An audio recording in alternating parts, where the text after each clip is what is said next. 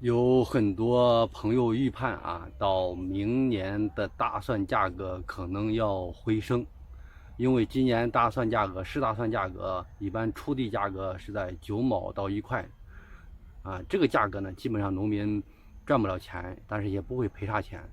到明年的价格会回升，这是很多农户这段时间来那个分析的啊。相应的可能种大蒜的种植户就比较多了。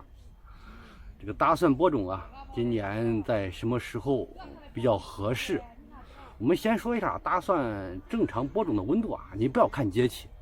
你好比是去年出现暖冬啊，早播的大蒜啊，相对说产量要受损失的。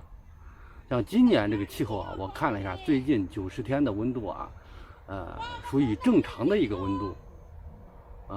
一般呢，白天的温度啊，平均温度啊，在22到25度之间，这样的一个温度情况下，是播种大蒜的最佳时期。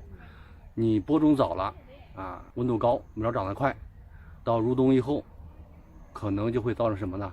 就会造成这个养分消耗过大以后呢，这个抗泥能力下降。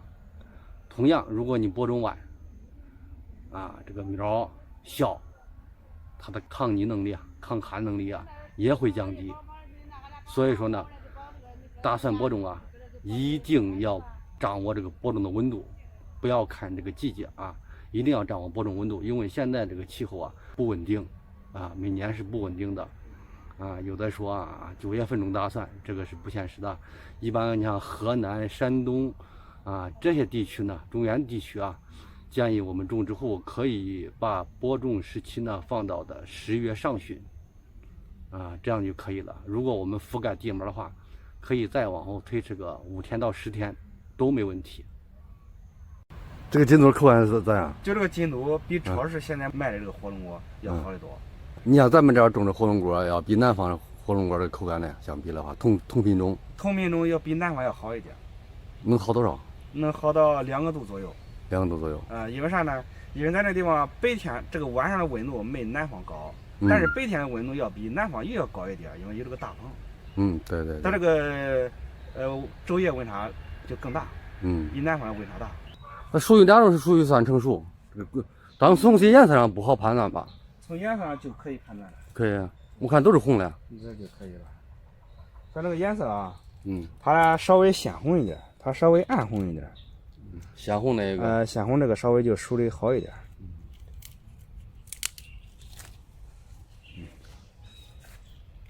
这个皮特别薄，看剥开之后都是沙瓤的，看里面沙瓤跟那西瓜一样，看见？是本身这个品种特性，还是说是咱这边种出来以后是这薄吧？这种品种就这个特性。品种。好，我尝一下。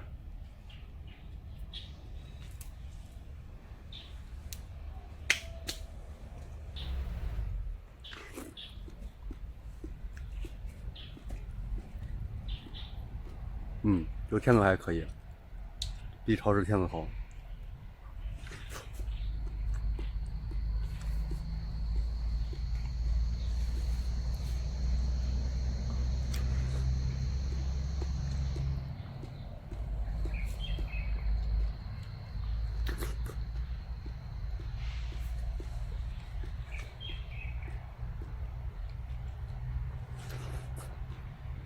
这个金肚和那个品种有啥区别？那个吃上去就好比是吃的是蒸馍，这个好比吃的就是卷的。这个卷的呢，它经过肉压的这个挤压这个面，就是筋道，比较筋道一点，所以这个口感就类似于馒头和这个蒸馍的区别，它俩。现在正红的这一批是前段时间下大雨的时候，那时候开花做的果，所以那个时候肥料没跟上，果子现在没有普通的时候大一点。这是前几年开花的。这前几年开花的。像这一批前几天开花了，马上温度开始降的话，受影响不受影响？不受，不受。而且长得是比这一批要大得多，是吧？能持续到啥时间？能持续到明年的农历2月底。到冬天它还可以一直成熟。对，就是颜色没有这么鲜亮。没这么鲜亮。口感呢？口感跟现在比是稍微次一点。现在的口感是最好的。这是在它之后又出来的一批。像这个是估计到啥时间会成熟？咱刚才说的最后一批是到明年的2月，明年农历2月，这都是到年底，腊月底过年时候成熟。像这又冒一批，这就是过了年之后成熟的。等于说它是正窝里头有，基本上是到你它没有间歇吗？不断吗？还是？基本上春季间歇。春季间歇。对，就3、4、5月份没有。3、4、5没有。它这又冒的这一批。也就是说，它这个花果是循环的不断。这个果栽了，歇了没有10来天，它在某一个刺上，不一定什么时候又冒出来一个花瓣。现在正红的这一批是前段时间下大雨的时候，那时候开花做的果。是吧？那个时候这水都已经到这个地方，所以那个时候肥料没跟上，果子现在没有普通的时候大一点。那下大雨也没有啥那个苗死啊或者之类的。没有，一颗也没死。它是啥？它等于说它这个对涝这块儿也不是说是特别那种忌讳还是啥？不一定特别的怕涝。不特别。有的都泡10几天还没死呢。怕旱不怕旱？不怕旱。不怕涝不怕旱。能力是非常强的，我发现。是吧？它唯一一点就是怕冻，不能经零下5度。那本身就是热带水果啊。因为它这里边的叶绿素啊，它这里边含水分比较大。是吧？对吧？里边含水分比较大。这里边含水分，你像水一冷不就结冰吗？对。结冰的时候，那个冰凌会把它里边细胞壁给刺破，它就会坏。那你到冬天的时候咋样去冻呢？冬天上2膜就可以了。光上2膜就行了。极度天气来的时候，有在那个盆口沿有那个奶粉桶、铁桶，倒上那个酒精加温。加酒精它能提升多少度？算了没？能提高4度左右。能让这盆里面不结冰。那一晚上你用酒精的话，得花多少钱呢？算了没？这一个盆20块钱左右。一晚上？20块钱左右。你看我在那个人家南方那个种植园都看到，一晚上那个通过补光灯这个补光这块，你这有没？咱这不需要。为啥呢？因为咱这地方有时候它温度达不到，气候跟不上，你光补光它它不能开花。意思是说咱们这温度低，对，它生长本身也比较缓慢。对。不需要补光。对，它那地方，你这个火龙果开花，它是需要2个要素。第一呢，它是得这个光照跟上。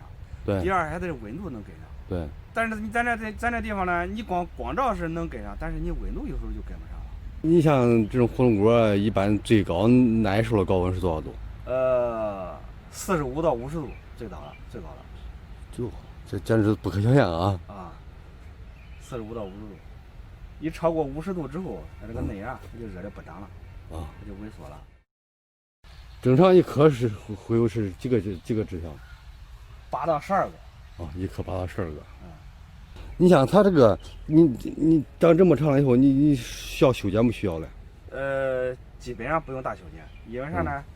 这个比如说这个枝条，它从那个地方开始生长的时候，对，到这个长度，从那个钢丝上过来大概80公分，把这个顶一掐，就是这样，顶一掐，它就不会再继续生长了。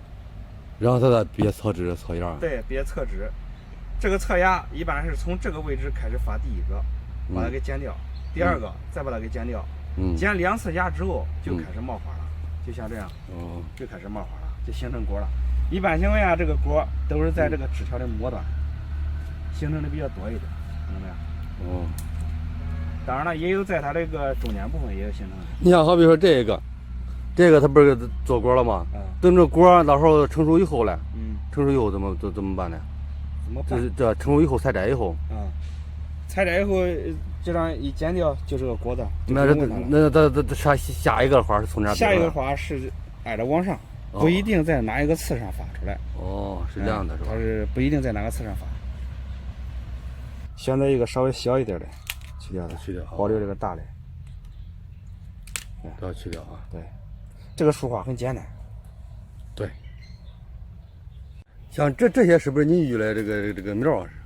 这些对，这些是给人育的，但是这些苗呢，基本上可以当盆景比较合适。那要是这个田里面种的不合适吗？田里面种的育的时候稍微比它正规一点，这个随便一插。随便一插。